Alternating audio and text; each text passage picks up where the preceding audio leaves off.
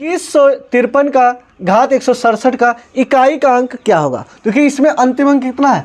3। तो 3 और 7 के लिए रूल होता है, यदि किसी संख्या का अंतिम अंक 3 या 7 है, 3 या फिर 7 हो, तो उसकी घात अगर 4 है या फिर 4 के गुणा के रूप में यानी घात 8 है, तो अंतिम अंक हमेशा 1 होगा।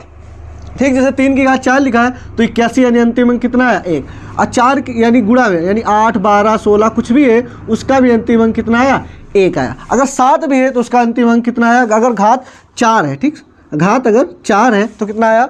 1। अगर घात 8 है यानी 4 के गुणा के रूप में उसकी भी घात 1 ही आएगी। यानी इसका आंसर कितना भी आए लेकिन अंतिम अंक 1 ही होगा। तो इसी प्रकार से हम बात इसको हल करेंगे। तो देखिए अच्छे से समझिए, 2153 की घात, ये जो 167 लिखा है, जैसे मान लो लिखा है 4 की घात 12 लिखा है, यानी ये 4 के गुणा के रूप में लिखा है। अगर 4 की घात 13 लिखा है तो हम लिख सकते हैं, ठीक, ये 13 की घात 13 लिखा है तो 13 की घात हम लिख सकते हैं 4 गुणे 3 यानी 4 3 12 प्लस 1।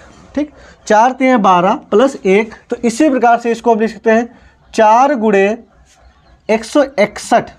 161 जब गुणा करेंगे तो हो जाएगा 4 गुणे 40, 41 लिखेंगे। कितना लिखेंगे? 4 गुणे 41, तो ये कितना हो जाएगा? 164 हो जाएगा। 164 प्लस कितना लिखेंगे? 3। 167 को लिख सकते हैं 4 गुणे 41 प्लस 103। अब इसको मतलब हो गया 2153 की घात, ये कितना हो गया? 160। 160 गुणे 2153 की घात 3।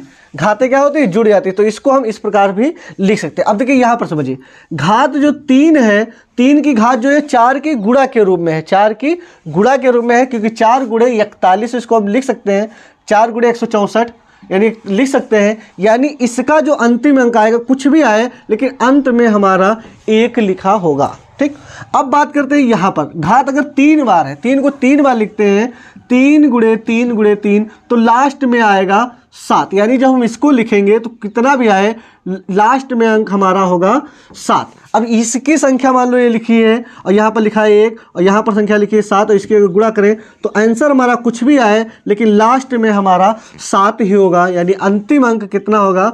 7। यानी हमारा ये आंसर सही हो जाएगा।